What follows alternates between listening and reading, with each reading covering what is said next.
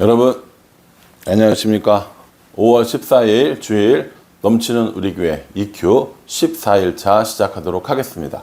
오늘 본문 말씀은 창세기 43장 1절부터 44장 34절까지의 말씀입니다. 우리가 이 말씀을 쭉 묵상하면서 흘러나오는 흐름들을 여러분 기억하셔야 된다고 그랬습니다. 1장부터 11장까지는 창세기요 일반 역사를 말한다고 했고, 12장부터 나오는 이야기 제가 한번 더 그려보겠습니다. 아브라함은 누구와 결혼을 했어요? 사라. 여러분 이 말로 한번 해보세요. 제가 이제 이야기할 때 아브라함과 사라는 결혼해서 누구를 낳았어요? 그렇죠. 이삭을 낳았습니다. 이삭은 누구와 결혼했습니까? 리브가와 결혼을 했습니다. 이삭과 리브가 사이에 난 두 명의 아들은 누구일까요? 대답하셔야 돼요. 에서와 야곱이라고 했습니다. 야곱은 4명의 아내로부터 12명의 자식을 낳았고, 이것이 이스라엘의 12지파가 되었다고 얘기했고요. 야곱은 여러 가지 환난을 겪으면서 이제 이름을 뭘로 바꿨습니까? 이스라엘로 바꿨죠. 이스라엘을 바꿨죠. 그래서 이스라엘의 12지파가 이렇게 만들어지게 되었다라는 것을 이야기했습니다. 그래서 이 이스라엘 12지파가 지금 거주하고 있는 땅은 어디예요? 지금 거주하는 땅은 가나안 땅이거든요. 이 가나안 땅에서 애굽으로 어떻게 이동하는가, 이렇게 어떻게 이동하는가에 관한 이야기들을 하는 겁니다. 가나안 땅은 뭐 좋은 땅이고 이렇긴 하지만, 가나안 땅보다 애굽 땅이 훨씬 더 발달된 문화 혹은 문명을 갖고 있었거든요. 이쪽으로 옮겨가면서 이 애굽에서 사람들이 이렇게 폭발적으로 인구가 늘어나는 겁니다. 그러니 아브라함으로부터 시작된, 한 사람부터 시작된 하나님 나라, 하나님의 백성들이 이렇게 이 네 대를 거치면서 이스라엘이라는 이름과 12지파가 만들어졌고, 가나안 땅에 있던 사람들이 애굽으로 내려가면서 여기서 어떻게 합니까? 폭발적으로 인구가 늘어가는 거예요. 대략 200만 명 정도가 된다고 예상을 하고 있습니다. 이 200만 명의 사람들이 애굽에서 나와서 어디로 갑니까? 다시 가나안 땅으로 가는 거죠. 이게 뭡니까? 출애굽이라는 겁니다. 이 출자가 나올 출자가 되는 거죠. 우리가 지금 보고 있는 건 가나안 땅에서 애굽으로 들어가는 입애굽을 보고 있는 겁니다. 이래서 이스라엘 백성들이 애굽 땅에 있었구나 라고 하는 것을 알게 된다는 거죠. 여러분 사실은 이것이 창세기에 이 아브라함과 이삭과 야곱이 존재하는 이유인 거고요. 또 가나안 땅에서 애굽으로 들어가는 이 애굽에 누가 등장하는 겁니까? 요셉이 등장하게 되는 겁니다. 그래서 우리가 그 큰 그림을 생각을 하고 이해해 보시면, 그냥 아브라함, 이삭, 야곱, 애굽, 요셉 이런 에피소드들이 이어져 있는 것이 아니라, 결국 가나안 땅에서 큰 민족을 이루기 위해서 애굽을 갔고, 또 애굽에서 다시 돌아와서 출애굽해서 가나안 땅으로 들어가는 과정, 이렇게 이해하시면 된다는 겁니다. 이런 것들을 한번 이해해 보시면서 오늘 본문 말씀을 한번 살펴보도록 하겠습니다. 이제 식량을 가지고 집으로 돌아갔어요. 그래서 다음에 식량 가지러 갈 때는 베냐민을 꼭 데려가야 됩니다 라고 했더니, 아버지 야곱이 안 돼, 그럴 수 없어 라고 이야기한 거죠.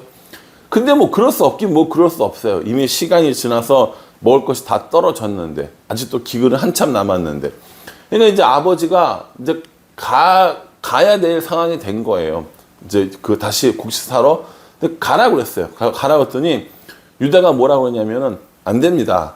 그 총리가 동생을 데리고 오지 않으면 절대 안 된다고 얘기했습니다. 그러니 갈 수가 없습니다 라고 이렇게 이야기를 하고 있는 거죠. 그새 지금 시므온은 어디 있어요? 지금도 애굽에 있는 거예요, 지금. 그래서 이 막내 동생을 데리고 가야 곡식도 사올 수 있고 시몬도 데리고 올 수 있습니다. 라고 이렇게 이야기를 하면서 이때 누가 나섰냐면요. 유다가 나섭니다. 유다가 나서서 아버지, 동생 데리고 가야 합니다. 그래야 곡식을 사올 수 있습니다. 내가 책임지겠습니다. 라고 이야기를 해요.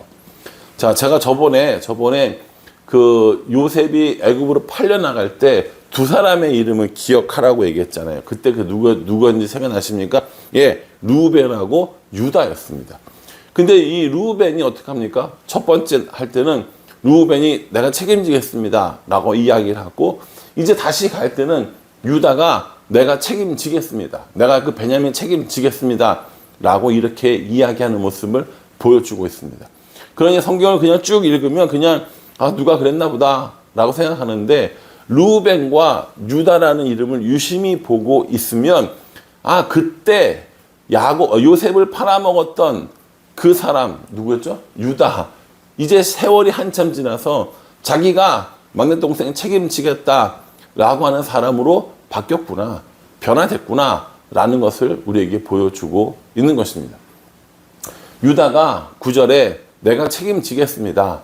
내가 내 동생 책임질 테니까는 아버지 보내주세요 라고 이야기하니까 14절에 이 야곱이 이제 이렇게 얘기합니다. 내가 자식을 잃게 되면 잃으리라 라고 이야기하면서 결단하는 모습을 보여주고 있는 것입니다. 이 야곱의 이 인생을 살펴보면 좀 왜 그러지? 이런 생각이 들 때가 뭐 한두 번이 아니긴 합니다. 그럼에도 불구하고 나름대로 야곱은 자식을 혹시 베냐민을 잃더라도 그래도 나머지 가족들이 있기 때문에 베냐민을 보내야겠다라고 결단을 한 거죠. 그래서 갔더니만 그 환대를 받죠. 환대를 받고 음식을 베풀고 막 이렇게 합니다. 근데 베냐민에게 몇 배를 더 준다고 나오냐면 5배를 더 준다고 나와요.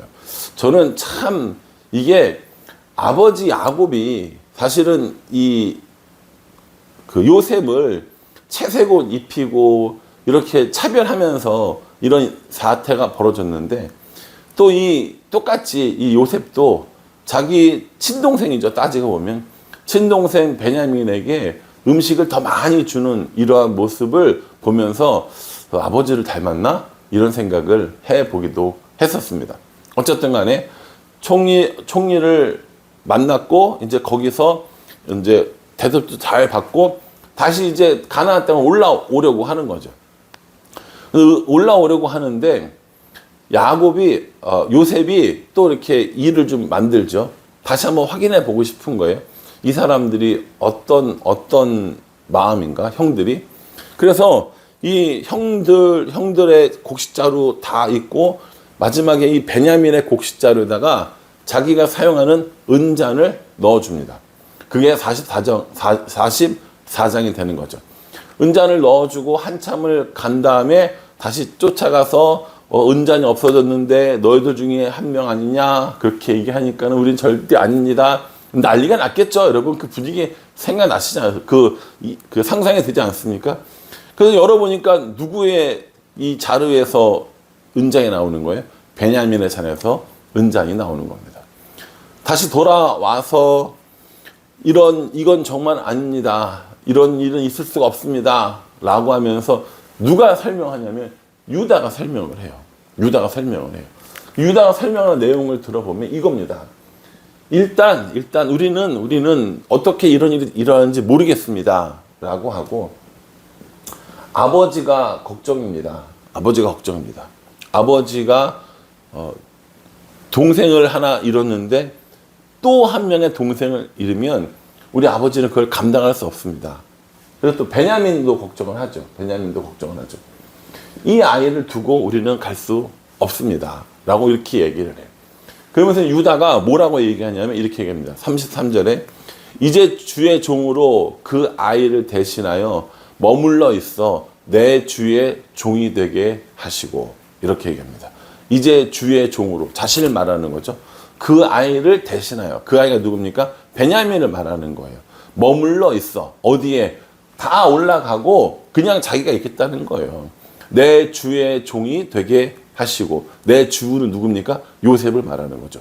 내가 남아서 이 아이 대신에 여기 인질로 잡혀 있고 종이 될 테니까 이 아이를 좀 보내주셔서 이 아버지를 좀 이렇게 살려주시고 다시 이렇게 희망을 갖도록 해주십시오. 라고 이야기하는 거예요. 누가요? 유다가요. 유다가.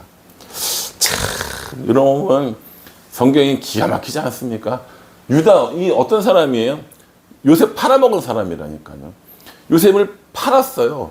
뭐라고 얘기해서 팔았냐면, 우리 형제, 우리 동생, 우리 혈육을 우리가 이렇게 해코져서 뭐 하겠느냐? 차라리 팔자! 라고 말도 안 되는 소리를 했었는데, 세월이 한참 지나서 어떻게 됩니까? 이제 아버지와 베냐민을 걱정하면서 내가 책임지겠다. 내가 여기에 포로로 잡혀 있겠다. 라고 하는 모습을 보여주고 있습니다. 세월이 많이 지났죠. 유다도 결혼을 해서 자식이 있고 뭐 여러 가지 일들을 많이 겪었으니까 세월이 많이 지나고 아마 제 생각에 유다가 그래도 하나님 앞에 많이 변했다. 다른 사람을 돌아볼 수 있는 마음도 생겼다라는 마음이 들더라고요. 우리는 어떤가요? 신앙생활을 처음 시작할 때와 지금 여러분들의 마음은 더 너그러워지고 더 많은 사람들을 생각하는 그런 사람이 되었습니까? 아니면 그때와 지금 별반 다르지 않게 살고 계십니까? 오늘 이 유다의 모습을 보면서 유다가 정말 많이 변했구나 라는 생각을 해보게 됩니다. 그러면서 제 자신을 생각해 보면 나는 얼마나 많이 변했을까? 10년 전, 20년 전, 아니 그 전에 예수님 믿기 이전의 모습과 예수님 믿은 이후의 모습, 신앙이 없었을 때의 삶과 이렇게 신앙을 한다고 하는 이 삶이 어떤 부분이 바뀌었을까라는 생각을 한번 해보게 되었습니다. 여러분 오늘 주일입니다. 예배 드리러 좀 이따 오실 건데요. 또 어버이 주일 여러 가지 행사들도 많이 하겠죠. 그러면서 한번 내내 여러분들도 한번 곰곰이 생각해 봤으면 좋겠어요. 나는 이렇게 어떻게 예수님 믿기 전과 예수님 믿은 후는 어떻게 변했고 나이가 어릴 때와 또 나이가 들은 지금 어떻게 변했는지 한번 살펴보면서 묵상을 해보면 좋지 않을까라고 생각합니다. 예수님 믿으면 사람이 변하냐라고 이렇게 물어보는 사람들이 많이 있거든요. 예, 저는 예수님 믿으면 사람이 변할 수 있다라고 생각합니다. 어떻게 변하느냐? 하나님이 원하는 사람의 모습으로 변한다는 거죠. 우리 눈에 지금 변하는 게 보이지 않아서 안타깝고 답답할 수도 있지만 시간이 흐르고 하나님과 동행하는 일들이 더 많아진다면 분명히 하나님을 닮아가는, 예수님을 닮아가는 그런 사람으로 변화될 수 있지 않을까라고 이 유다를 보고 저는 한번 생각해 보았습니다. 여러분도 이 말씀을 묵상하시면서 나는 하나님 믿고 어떻게 변화되었는지 한번 점검해 보는 그런 시간을 가지면 좋겠다라고 생각을 합니다. 기도하겠습니다. 하나님, 요셉을 팔았던 유다가 이제 변화되어서 내가 책임지겠습니다 라고 이야기하는 모습을 봅니다. 유다의 삶에도 참 많은 일들이 있었겠구나, 많이 변했구나 라는 생각을 하게 됩니다. 하나님, 저는 혹은 우리 성도들은 예수님 믿고 또 신앙생활 하면서 얼마나 변화되었는지 한번 생각해 보려고 합니다. 하나님과 동행함으로 변화되고 하나님과 동거함으로 변화되는 우리들의 삶이 될 수 있도록 인도하여 주시옵소서. 예수님의 이름으로 기도합니다. 아멘. 예, 여러분 오늘 함께 해주셔서 감사하고요. 오늘 이 말씀 묵상하시면서 하나님을 더 깊이 만나는 시간 되기를 바랍니다. 잠시 후에 주일 예배 때 보겠습니다. 감사합니다.